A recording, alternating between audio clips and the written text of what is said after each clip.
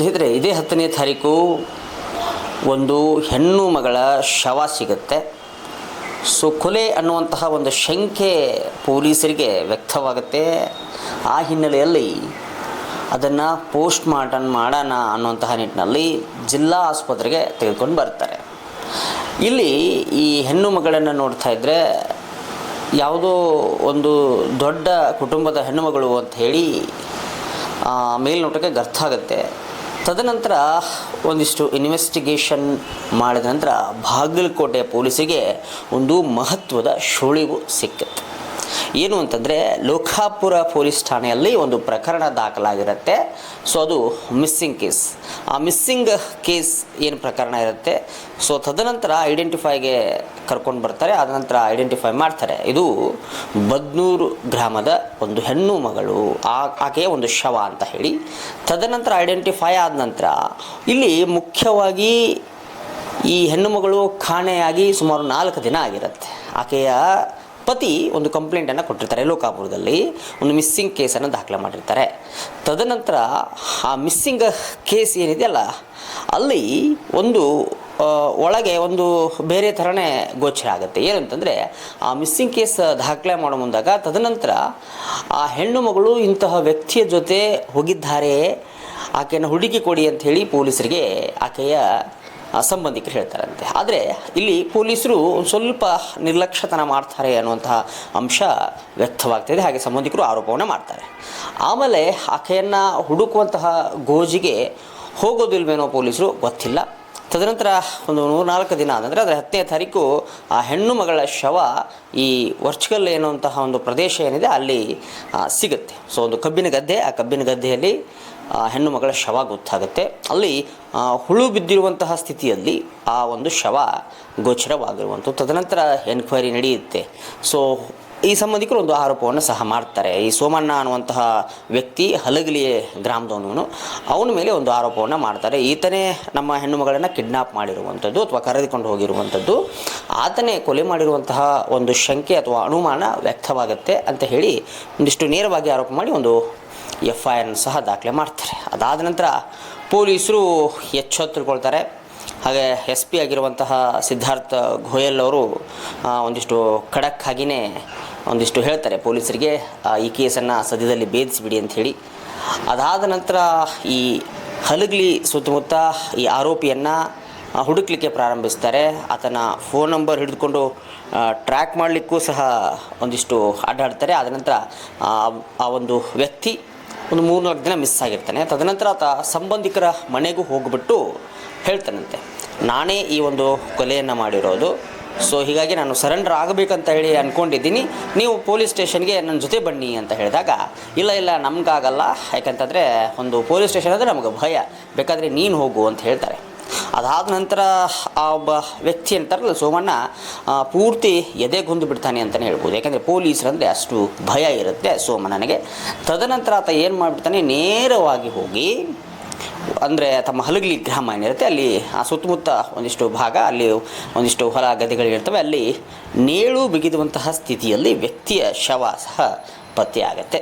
ಇಲ್ಲಿ ಮುಖ್ಯವಾಗಿ ಆ ಸೋಮಣ್ಣ ಈ ಅನಸೂಯ ಅನ್ನುವಂತಹ ಹೆಣ್ಣು ಮಗಳನ್ನು ಕೊಲೆ ಮಾಡಿದ್ದು ಯಾಕೆ ಅನ್ನುವಂತಹ ಒಂದಿಷ್ಟು ಸಂಶಯಗಳು ಸಹ ವ್ಯಕ್ತವಾಗ್ತವೆ. ಯಾಕೆ ಅಂತಂದರೆ, ಈ ಅನಸೂಯ ಅನ್ನುವಂತಹ ಹೆಣ್ಣು ಮಗಳೇನಿದ್ದಾಳೆ, ಅಂದರೆ ಅವಳಿಗೆ ಆಲ್ರೆಡಿ ಮದುವೆ ಆಗಿರುತ್ತೆ. ಸೊ ಸುಮಾರು 2 ಮಕ್ಕಳು ಸಹ ಇರ್ತವೆ ಅನ್ನುವಂತಹ ಮಾಹಿತಿ ಇದೆ. ತದನಂತರ ಈ ಒಬ್ಬ ಹುಡುಗನ ಪ್ರೇಮ ಬಲೆಯಲ್ಲಿ ಈಕೆ ಇರ್ತಾಳೆ. ಆ ವ್ಯಕ್ತಿ ಒಂದಿಷ್ಟು ಅನುಮಾನವನ್ನು ಪಡ್ತಾನೆ. ಸೊ ಅದಾದ ಈ ಕಬ್ಬಿನ ಗದ್ದೆ ಕಡೆ ಏನು ಕರೆದುಕೊಂಡು ಹೋಗಿರ್ತಾನೆ, ಅಲ್ಲಿ ಒಂದಿಷ್ಟು ಮಾತಿನ ಚಕಮಕಿ ಆಗುತ್ತೆ ಇವರಿಬ್ಬರ ಮಧ್ಯೆ. ಆಗ ಅಂದರೆ ನಾನು ಆಗಲೇ ಹೇಳಿದಾಗೆ ಲೋಕಾಪುರದಿಂದ ಬೈಕ್ನಲ್ಲಿದ್ದ ವರ್ಚುಗಲ್ ಅನ್ನೋಂತಹ ಪ್ರದೇಶಕ್ಕೆ ಏನು ಕರ್ಕೊಂಡು ಹೋಗ್ತಾರೆ, ಅಲ್ಲಿ ಒಂದಿಷ್ಟು ಮಾತಿನ ಚಕಮಕಿ ಆದ ನಂತರ ಈ ವ್ಯಕ್ತಿ ಸಿಟ್ಟಿಗೆ ಇರ್ತಾನೆ. ಸೊ ಆ ವ್ಯಕ್ತಿ ಯಾರು, 3ನೇ ವ್ಯಕ್ತಿ ಯಾರು ಅನ್ನುವಂಥ ಅಂಶದಲ್ಲಿ ಸೊ ಆಮೇಲೆ ಒಂದು ಅಲ್ಲಿರ್ತಕ್ಕಂತಹ ದೊಣ್ಣೆಯನ್ನು ತೆಗೆದುಕೊಂಡು ಆಕೆಯ ಮೇಲೆ ಪ್ರಹಾರವನ್ನು ಮಾಡ್ತಾನೆ. ತದನಂತರ ಅಲ್ಲಿ ಆಕೆ ಈ ರಕ್ತಸ್ರಾವದಿಂದ ಸತ್ತು ಹೋಗ್ತಾಳೆ. ಸೊ ಅದಾದ ನಂತರ ಅಲ್ಲಿಂದ ಆತ ಕಾಲು ಕಿತ್ತುಬಿಡ್ತಾನೆ. ಸೊ ಅದಾದ ನಂತರವೇ ಇಷ್ಟೆಲ್ಲ ಒಂದು ಮಿಸ್ಟ್ರಿ ಆರಂಭವಾಗಿರುವಂಥದ್ದು. ಸದ್ಯ ವ್ಯಕ್ತಿ ಏನಿದ್ದಾನೆ, ಆ ವ್ಯಕ್ತಿ ಕೊಲೆ ಮಾಡಿರುವಂತಹ ವ್ಯಕ್ತಿ ಅಥವಾ ಆರೋಪಿ ಏನಿದ್ದಾನೆ ಅಥವಾ ಆರೋಪಿ ಅಂತ ನಾವೇನು ಕರಿತೀವಿ, ಆತನನ್ನು ಪೊಲೀಸರು ಹುಡುಕುವಂತಹ ಪ್ರಯತ್ನದಲ್ಲಿದ್ದರು. ಆದರೆ ಆ ವ್ಯಕ್ತಿ ನೇಳು ಬಿಗಿದಂತಹ ಒಂದು ಸ್ಥಿತಿಯಲ್ಲಿ ಪತ್ತೆಯಾಗಿದ್ದಾನೆ. ಸದ್ಯ ಆತನ ಮೇಲೆ ಆರೋಪ ಇದೆ ಕೊಲೆ ಮಾಡಿದ್ದಾನೆ ಅಂಥೇಳಿ. ಅಂದರೆ ಆತ ಕೊಲೆ ಮಾಡಿದ್ದೀನಿ ಅಂತ ಹೇಳಿ ಸಂಬಂಧಿಕರಿಗೂ ಸಹ ಹೇಳ್ಕೊಂಡಿರ್ತಾರಂತೆ. ಸೊ ಅದಾದ ನಂತರ ಪೊಲೀಸರು ಒಂದಿಷ್ಟು ಮಾಹಿತಿಯನ್ನು ಕೊಟ್ಟಿರುವಂಥದ್ದು. ಸೊ ಎಸ್ ಪಿ ಗೋಯಲ್ ಅವರು ಹೇಳಿದ್ದಾರೆ, ಒಂದಿಷ್ಟು ಮಾಹಿತಿಯನ್ನು ಕೊಟ್ಟಿದ್ದಾರೆ. ಸೊ KDTV ಅವರನ್ನು ಸಂಪರ್ಕ ಮಾಡಿತ್ತು. ಅದಾದ ನಂತರವೇ ಒಂದಿಷ್ಟು KDTVಗೆ ಒಂದಿಷ್ಟು ಮಾಹಿತಿಯನ್ನು ಕೊಟ್ಟಿದ್ದಾರೆ. ಸದ್ಯ SP ಸಿದ್ಧಾರ್ಥ್ ಗೋಯಲ್ ಅವರು KDTVಗೆ ಏನು ಮಾಹಿತಿಯನ್ನು ಕೊಟ್ಟಿದ್ದಾರೆ ಅನ್ನುವಂಥದ್ದನ್ನು ನೋಡೋಣ ಬನ್ನಿ. ತಾರೀಕು ನಮ್ಮ ಲೋಕಾಪುರ್ ಬಸ್ ಸ್ಟ್ಯಾಂಡಿಂದ ಹತ್ತಿರದಿಂದ ಒಬ್ರು ಲೇಡಿ ಮಿಸ್ ಆದ್ರು. ಆ ಲೇಡಿದು ಹೆಸರು ಅನ್ಸೂಯ, ವೈಫ್ ಆಫ್ ಲಕ್ಷ್ಮಣ ರಂಗನವರ್, 30 ವರ್ಷ, ರೆಸಿಡೆಂಟ್ ಆಫ್ ಬದನೂರ್, ಮುಧೋಲ್ ತಾಲೂಕು. ಇವರು 7ನೇ ತಾರೀಕಿಗೆ ಅವರು 1 ಗಂಟೆಗೆ ಲೋಕಾಪುರ್ ಬಸ್ ಸ್ಟ್ಯಾಂಡ್ ಹತ್ತಿರದಿಂದ ಮಿಸ್ ಆದ್ರು. ಇವರು ಮನೆಯಿಂದ ನಮ್ಮ ಕೆಲವು ಲಕ್ಕನತ್ತಿ ಅಂತ ನಮ್ಮ ಗ್ರಾಮಲ್ಲಿ ಏನು ರಿಲೇಟಿವ್ಸ್ ಇದ್ದಾರೆ, ಅವ್ರಿಗೆ ಹುಷಾರಿಲ್ಲ ಅಂತ ನೋಡಿ ಬರ್ತೀನಿ ಅಂತ ಮನೆಯಿಂದ ಹೇಳಿ ಬಂದ್ರು. ಈ ವಿಚಾರವಾಗಿ 8ನೇ ತಾರೀಕು ನಮ್ಮ ಲೋಕಾಪುರ್ ಪೊಲೀಸ್ ಸ್ಟೇಷನ್ ಅಲ್ಲಿ ಮಿಸ್ಸಿಂಗ್ ಕೇಸ್ ರಿಜಿಸ್ಟರ್ ಆದ್ರು, ಕ್ರೈಮ್ ನಂಬರ್ 84/2026 ಅಲ್ಲಿ. ಇದೇ ವಿಚಾರವಾಗಿ 10ನೇ ತಾರೀಕಿಗೆ ನಮಗೆ ಲೋಕಾಪುರ್ ಬಸ್ ಸ್ಟ್ಯಾಂಡ್ ಇಂದ ಸುಮಾರು 4 ಕಿಲೋಮೀಟರ್ ದೂರ ರಾಮದುರ್ಗ ದಾರಿಯಲ್ಲಿ ಒಂದು ಕಬ್ಬಿನ ಹೊಲದಲ್ಲಿ ಇದೇ ಮಹಿಳೆ ಅವ್ರದ್ದು ಡೆಡ್ ಬಾಡಿ ನಮಗೆ ಸಿಕ್ತು. ಡೆಡ್ ಬಾಡಿ ಸಿಕ್ಕಾದ ನಂತರ ನಾವು ಇದು ಮಿಸ್ಸಿಂಗ್ ಕೇಸ್ಗೆ ಮರ್ಡರ್ ಕೇಸಲ್ಲಿ ಕನ್ವರ್ಟ್ ಮಾಡಿದ್ದೀವಿ. ಆ ತಂದೆ ಕಡೆಯಿಂದ ಕಂಪ್ಲೇಂಟ್ ತಗೊಂಡು ನಾವು ಮರ್ಡರ್ ಕೇಸಲ್ಲಿ ಕನ್ವರ್ಟ್ ಮಾಡಿದ್ದೀವಿ. ಈ ಮರ್ಡರ್ ಕೇಸಲ್ಲಿ ಆ ಫ್ಯಾಮಿಲಿ ಅವರು, ಇವರು ವಿಕ್ಟಿಮ್ ಅದು ಫ್ಯಾಮಿಲಿ ಅವರು ಒಬ್ಬನು ವ್ಯಕ್ತಿ ಸೋಮಪ್ಪ, ಸನ್ ಆಫ್ ಲಕ್ಷ್ಮಣ್ ಕೋಲೂರ್, ವಯಸ್ಸು 34 ವರ್ಷ, ರೆಸಿಡೆಂಟ್ ಆಫ್ ಹಲಗ್ಲಿ, ಮುಧೋಲ್. ಇವನ್ ಮೇಲೆ ಸಂಶಯ ಇದೆ. ಈ ಪರ್ಸನ್ ಜೊತೆ ಈ ಲೇಡಿ ಅವ್ರದ್ದು ಸುಮಾರು 3-4 ವರ್ಷ ಅಥವಾ ಇನ್ನೂ ಸ್ವಲ್ಪ ಜಾಸ್ತಿ ವರ್ಷದಿಂದ ಅಫೇರ್ ಇತ್ತು. ಇವನೇ ಏನಾದ್ರು ಮಾಡಿರ್ಬಹುದು ಅಂತ ಬೈ ನೇಮ್ ಅವರು ಮರ್ಡರ್ ಕಂಪ್ಲೇಂಟ್ ಕೊಟ್ಟರು. ಅಂದರೆ ಇವನ ಸಂಶಯ ಇದೆ ಅಂತ ಪ್ರೈಮ್ ಸಸ್ಪೆಕ್ಟ್ ತರ ಕೊಟ್ಟು, ಅದೇ ದಿನದಿಂದ ನಾವು ಬೇರೆ ಬೇರೆ ಟೀಮ್ ಮಾಡಿ ಇವನಿಗೆ ಹುಡುಕ್ಬೇಕು ಅಂತ ನಾವು ಪ್ರಯತ್ನ ಸ್ಟಾರ್ಟ್ ಮಾಡಿದ್ದೀವಿ.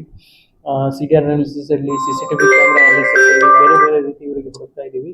ಈಗ ಇವತ್ತು ಸುಮಾರು ಮಧ್ಯಾಹ್ನ ನಮಗೆ ಈ ವ್ಯಕ್ತಿದು ಊರು ಹಲಗ್ಲಿ ಗ್ರಾಮಲ್ಲಿನೇ ಇವತ್ತು ಬಾಡಿ ನಮಗೆ ಸಿಕ್ಕಿದೆ. ಈ ಪರ್ಸನ್ದು ಬಾಡಿ ಕೂಡ ಹ್ಯಾಂಗಿಂಗ್ ಪೊಸಿಷನ್ ಅಲ್ಲಿ ಮರದಿಂದ ಹ್ಯಾಂಗ್ ಮಾಡಿದ್ದಾನೆ. ಸೆಲ್ಫ್ ಹ್ಯಾಂಗಿಂಗ್ ಪೊಸಿಷನ್ ಅಲ್ಲಿ ನಮಗೆ ಬಾಡಿ ಸಿಕ್ಕಿದೆ.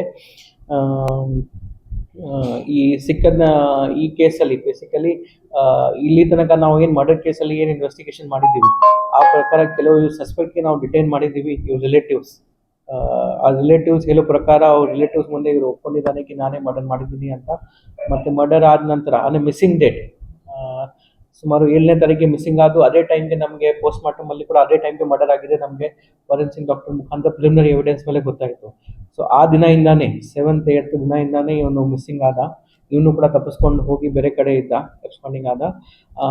ಆ ಟೈಮಿಂದ ಇಲ್ಲಿ ಟೈಮ್ ತನಕ ಇವರು ಕೆಲವು ರಿಲೇಟಿವ್ಸ್ ಮುಂದೆ ಈ ಥರ ಹೇಳಿದ್ದಾನೆ ಅಂತ, ನಾನು ಈ ಥರ ಮರ್ಡರ್ ಮಾಡಿದ್ದೀನಿ, ಬೇರೆ ಬೇರೆ ಕಾರಣ ಅವರು ಹೇಳಿದ್ದಾರೆ. ಅದನ್ನು ಕೂಡ ನಾವು ಈಗ ವೆರಿಫೈ ಮಾಡ್ತಾ ಇದ್ದೀವಿ.